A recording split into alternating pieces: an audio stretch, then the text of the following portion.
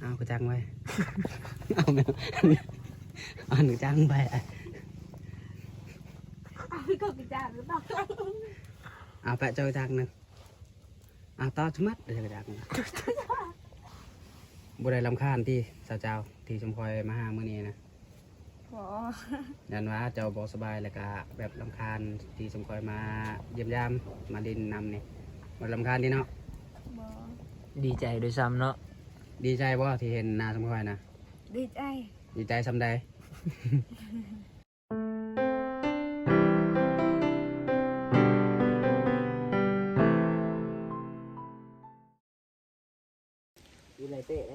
สบายดีพ่อแม่พี่น้องเมื่อทุกคนเนาะ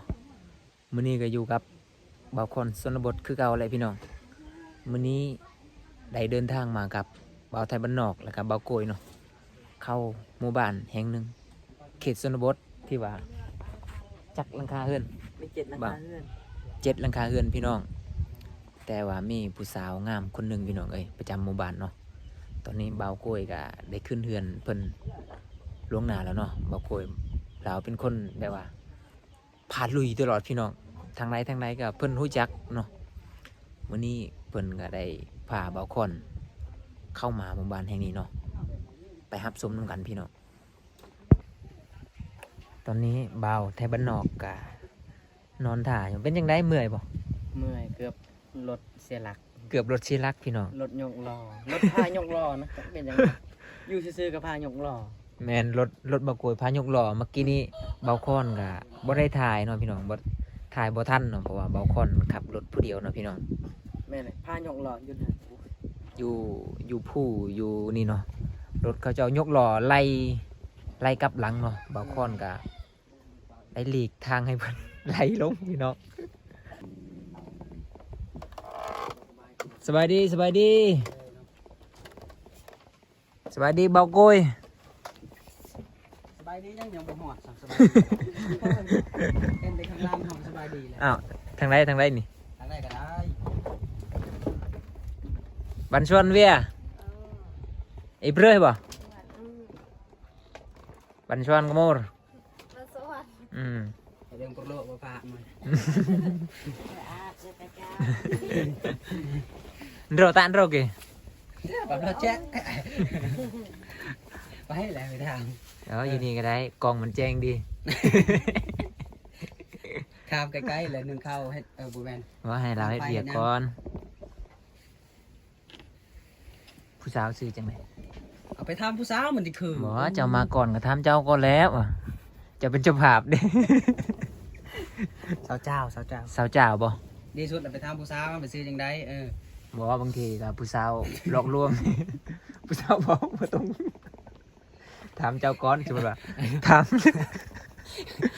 เจ้าแล้วกะเก็บเลยเป็นจังไงวะ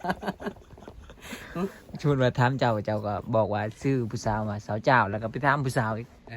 บอกแนวหนึ่งอีกเด้เพื่อความมั่นใจเนาะถามอยู่ตารางใครเอาสิค่อยบอกค่อยเอาตอนนี้ผู้สาวกำลังดังไพ่อยู่พี่น้องใส่ไกลๆวันที่นึงเข้าได้บัดนี้พี่น้องเอาไป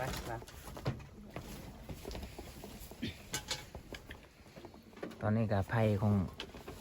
ผู้สาวกับลุกคักแล้วพี่น้องโดดตาจ้าด้อยบ่ตาจ้าด้อยมาเอิบด่าต้มน้ำพี่น้องเลยนี่กับแม่ของเพิ่นเนาะแม่ของเพิ่นกับบสบายอยู่พี่น้องบสบายทั้งครอบครัว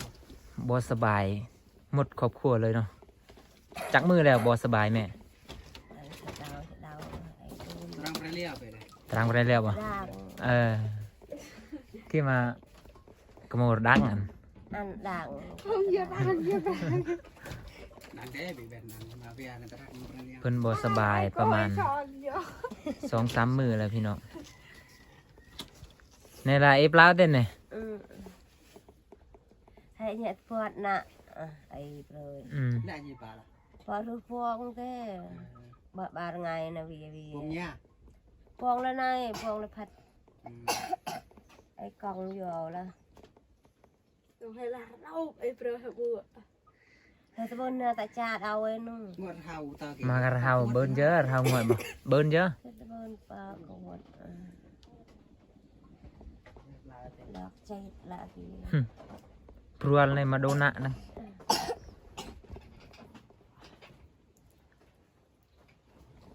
sao chàoกำลังsao chàoบ่หรือมือบ่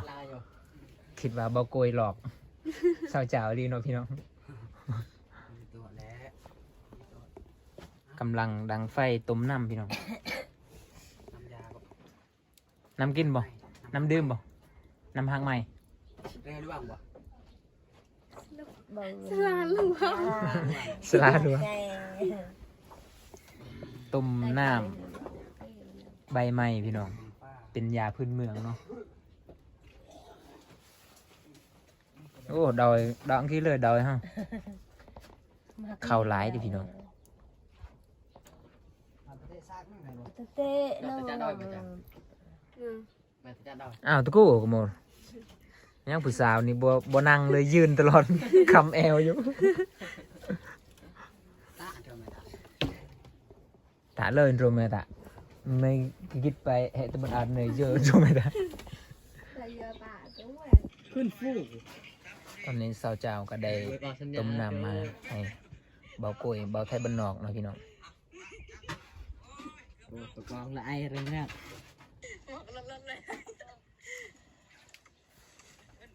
เบิ่งคลิปเจ้าของ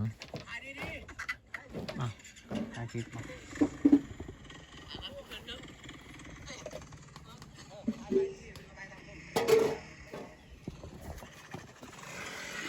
ถ่ายคลิปผู้สาวก่อนเด้อ เมื่อใจอั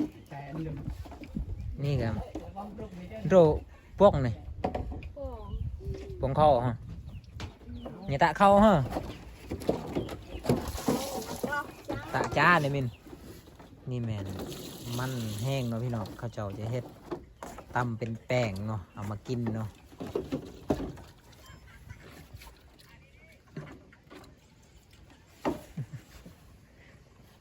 ตอนนี้สาวเจ้ากับกำลังสีหนึ่งเขาเนาะ สวัสดี โอ้บ่ได้พอกันโดนมา โดนแล้วบ่ได้พอกัน โดนแล้ว โดนแล้ว จักปีละบอก บ่ได้ฮอปปี้ จักเดือน ได้เลยส่ง อ๋อประมาณ2 เดือนเนาะบ่ได้พอกันเนาะ อืม โอ้แสดงว่าตะกี้นี่ได้พอกันตลอดเลยเนาะเดี๋ยวโอ้ยเนาะเป็นหวัดนี่อากาศบ่ดีช่วงนี้พี่น้อง มีฝนตกบางมื้อแล้วก็หนาวแล้วก็ร้อนเนาะเปลี่ยนตลอดบรรยากาศก็เลยเฮ็ดให้ชาวบ้านอยู่ในเขตชนบทเป็นหวัดเป็นไอหลายเนาะเลยสาวเจ้ากำลังนึ่งข้าวพอดีเลยสาวเจ้าก็เป็นไข้คือกันบอก เศร้าสิ เศร้าแล้ว กินยาบ่ กินยา อ๋อคือว่ายังคึกอยู่บ่ได้ก็คิดว่าเจ้าฮะหนี่ไปกับผู้บ่าวเลยได้ปะคือเสร็จหาบ่ได้ เป็นไข้ คิดว่าหนี่ไปกับผู้บ่าวคือกับสาวหวานนะเรียบร้อยแล้วสาวเจ้าสิบ่ได้พาคิดแล้วว่ะปั้นนั่นเราคอยบอกกับสาวหวานว่าท่านเอาพัวกับบอกอายในเด้อโดยสิโทรหาเลยแม่นว่ะ อย่าว่าเจ้าก็แบบเดียวคือกับเราบ่จัก บ่ ได้ผู้ว่าวิลีคันได้พัวนี่สิโทรหาอยู่บ่ พอหาแล้ว โทรหาแล้วเนาะไว้ให้มาโหลดเนาะโทรหาให้มาเป็นผู้สังหารบ่ เป็นบ่จักเนาะ น้องบ่ทันมุกเฮาเนาะก็คือโทรหาอ้ายอยากให้อ้ายไปซอยขางัวขาไก่บ่ ไปเล่นซื่อ ไปลินซื่อๆเนาะ ซอยไปลิงซื่อ ไปลินซื่อ บ่ต้องกินหยัง ๆบ่ต้องกิน ๆบ่ให้กินเหล้ากินเบียร์ติ ๆไม่ ให้คอยมานั่งยืนเบิ่งซื่อๆบ่ เดี๋ยว โอ้ยนั่งยืนเบิ่งซื่อๆก็บ่ไหวแล้วข่อยก็ได้นั่งตากแดดเบิ่งเจ้า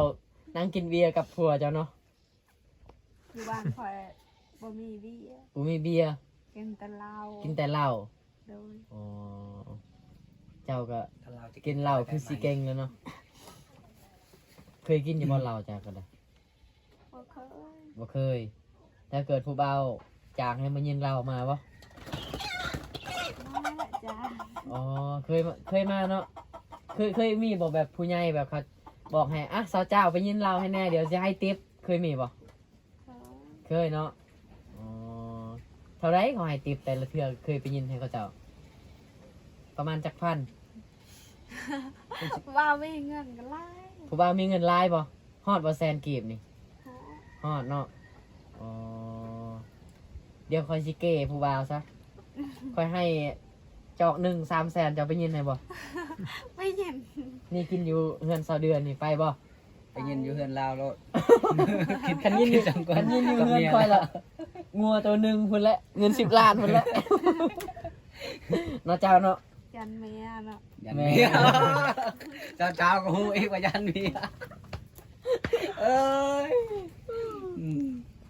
นี่พี่น้องบางคนก็ได้แต่เก็บเบื้องหลังนี่แหละพี่น้อง คนกำลังทานไทยยังบ่แล้ววัดผู้ทั้งหลังจูดเรียบร้อยแล้ว บริจูดแล้วเจ้าแล้วบอกว่ายันเมียเนาะ บางคนก็บ่จักสิเว้าหยังเนาะบางคนบ่มีมุกเนาะเพราะว่ามาเจอผู้สาวงามพี่น้องเอ้ยบางคนตกใจเนาะ แม่น คำคมบางคนก็หายไปเบิดเลย เบิ่ง จักไปทางใดพี่น้อง พี่น้อง แล้ว คื ก็ อทีม บางค งาน น บ่า ก็ วไทยพนอก ได้ บ่าว แต่ พร เบื้ เพิ่ อง น หลั ว่า งคนนั้น เพิ่นบ่ได้มีมุก เพราะว่าเพิ่นจะมัก แม่น อย่างเดียวเลยนะ น่า สไตล์ของเพิ่นบ่มีมุกแต่มักอย่างเดียวประมาณนี้แหละ น่าจะประมาณนั้นแหละพี่น้องเอ้ย ถูกต้องอยู่ มาเจอผู้สาวงามกับแบบนี้แหละเว้าหยังก็บ่ออกแม่นบ่บ่ก้อย มักอย่างเดียว เบิ่งบ่าวโกยบ่ได้ไปหาดุๆเห็นบ่บ่าวโกยบอกให้มาหาสาวเจ้าตลอดแม่ อ้าว เบิ่งเรานั่งจากเม็ดหนึงกลายเป็น2เม็ดอีกยับไปจังหน่อยไปนั่งอยู่เตาไฟอีกเนาะเจ้าเนาะ เกี่ยวยังกับคอยบัดนี้ อยากมาพี่เลยเนี่ยบ่าวโกยอยากถามนี่โอ้ อยากไปเลยอยากถาม เอ้าถามบ่าวก่อนสิเก็บเบื้องหลังเอาพี่น้อง เจ้าก็ยังฮู้ว่าแต่เป็นน้องยันเมียมาเอาอีกสิถาม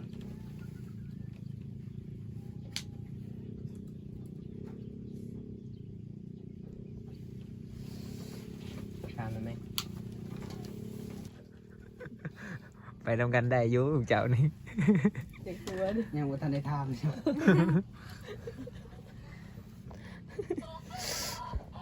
เฮ้ยมือแล้วได้แบบดีดิอ๋อ โซลาร์เซลล์น่ะใช้ได้อยู่บ่เจ้าหึ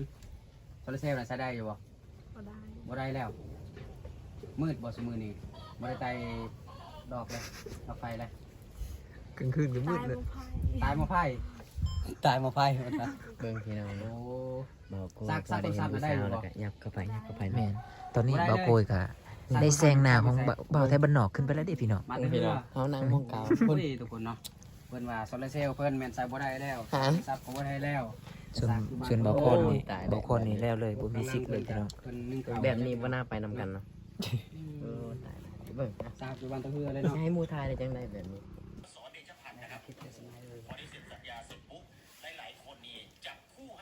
ว่าดาวกระเต่าเรื่อยๆก็ได้ที่บอก ตอนนี้นะว่าใครเหมาะสมที่สุด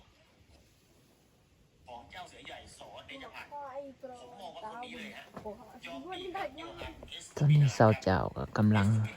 นึ่งข้าวให้กินข้าวพี่น้อง ถึง3 ครั้งชนะคะแนน2 ครั้ง ถ้ามันน่ะ ชนะโจฮันคาซารี แม่ คลิปแล้วจะเยิง แม่ของเพิ่นก็บ่สบายพี่น้องนอนอยู่กับน้องเนาะน้องสาวก็บ่สบายคือกันพี่น้อง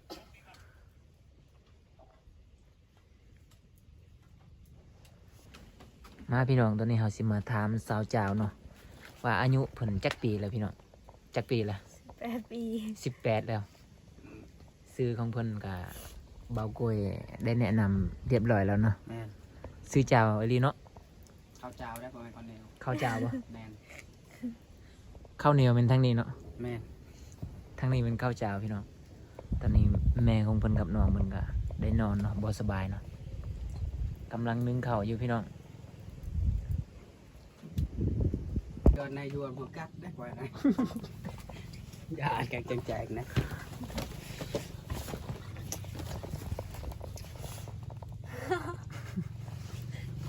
เจอกันไหนเอากระจังไว้เอาแมวเอาหนึ่งจังไป ก็กระจายหรือเปล่า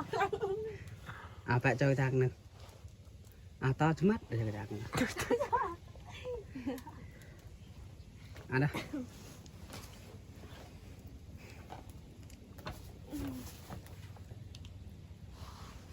บ่ได้รำคาญที่สาวเจ้าที่ชมพลอยมาหามื้อนี้นะ บ่ ยันว่าเจ้าบ่สบายแล้วก็แบบรำคาญที่ชมพลอยมาเยี่ยมยามมาดินนำนี่บ่รำคาญที่เนาะ บ่ ดีใจด้วยซ้ำเนาะ ดีใจบ่ที่เห็นหน้าชมพลอยนะ ดีใจ ดีใจซำใด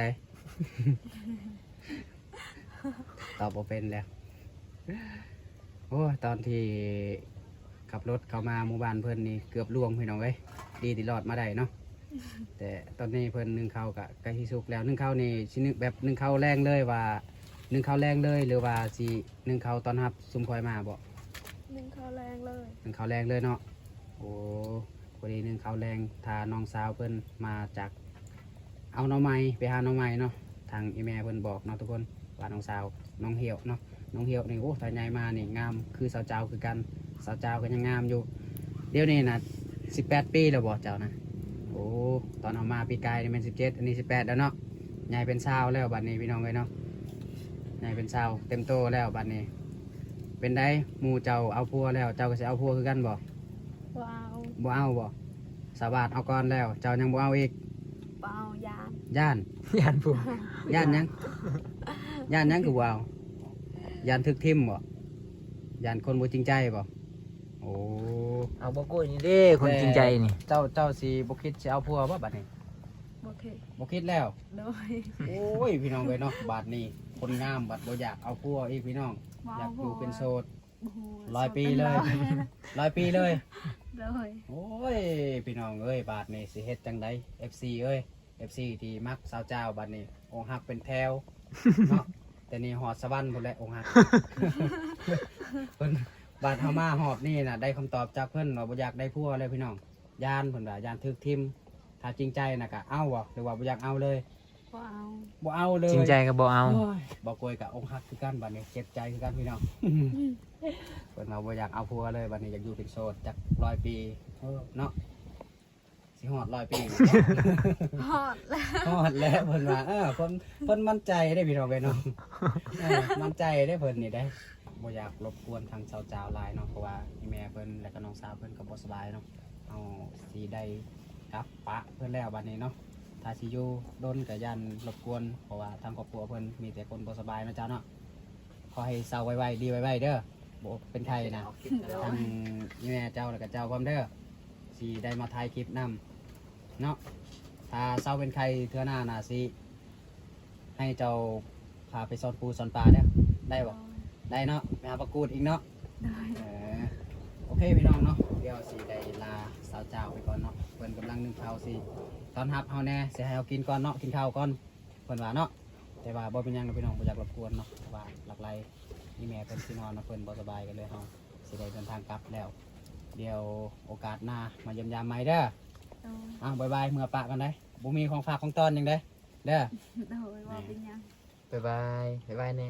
โอเคเนาะพี่น้องเนาะตอนนี้บ่าวคอนก็ได้ออกมาจากหมู่บ้านของสาวเจ้าแล้วเนาะเพราะว่าบ่าวคอนก็สิลมสิถามเรื่องอิหยังหลายอย่างก็เกรงใจแม่เพิ่นแน่เนาะเพราะว่าแม่เพิ่นบ่สบายเนาะแล้วก็มีแต่ให้บ่าวก้อยแล้วก็บ่าวไทยบ้านนอกถามเนาะตอนนี้ก็กำลังสิออกเดินทางต่อเนาะพี่น้องบ่ฮู้ว่าบ่ฮู้ว่าสิกลับหรือว่าสิไปต่อเนาะหลังจากที่เราออกจากหมู่บ้านของสาวเจ้าแล้วเนาะพี่น้องเบาก้อนก็สิเก็บภาพธรรมศาสตร์ตามทางเนาะสิเก็บภาพบรรยากาศตามทางเนาะพี่น้องเนาะตอนนี้บ่าวกุ้ยกับบ่าวไทยบ้านนอกก็ได้เดินทางไปก่อนเลยพี่น้อง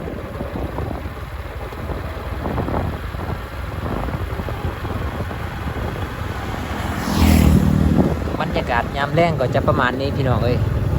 ตอนนี้เวลาประมาณ4 โมงนี่เลยพี่น้องเอ้ย4 โมงหรือว่า5 โมงนี่แหละประมาณนี้เลย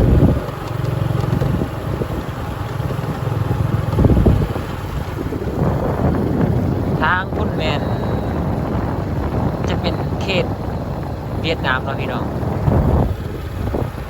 นี่บ่าวโก้ยกับบ่าวไทยบ้านนอกกับมุ่งหน้าไปก่อนพี่น้องเอ้ยเบาค้อนกับสี่แลนน้ำลังตลอดเนาะเพราะว่าเบาค้อนกับขับรถคนเดียวพี่น้องขับรถเนี่ยแหละกับ ได้ถ่ายคลิปไปนำเนาะพี่น้องเอ้ย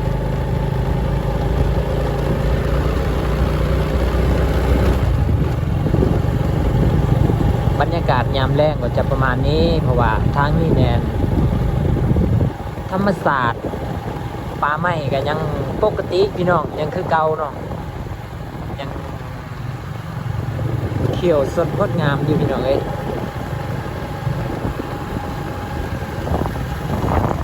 เบาพรก็เก็บบรรยากาศไปเรื่อยๆเนาะจนกว่าจะหอดบ้านเนี่ยพี่น้องเอ้ย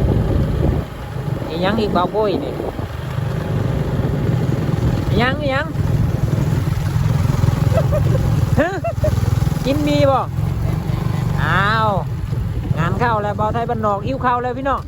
เอาไปนี่บ่ได้กินข้าวบนมือได้มื้อนี้ บ่ได้กินเลยพี่น้องเอ้ยแมน มื้อหน้าจื้อเด้อ มื้อหนาเลยซื้อข้าวมา แม่นเอาข้าวเอาน้ำมาเลย แมน ซื้อปิ้งไก่เนาะ อืม ซื้อปิ้งไก่จะซื้อ ตอนนี้ก็ทางทีมงานเขาก็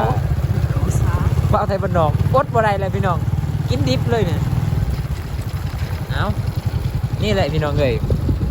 กว่าจะได้คลิปแต่ละคลิปว่าแม่นง่ายได้พี่น้องเอ้ยต้องได้อดข้าวอดน้ำไปน้ำพี่น้องเอ้ย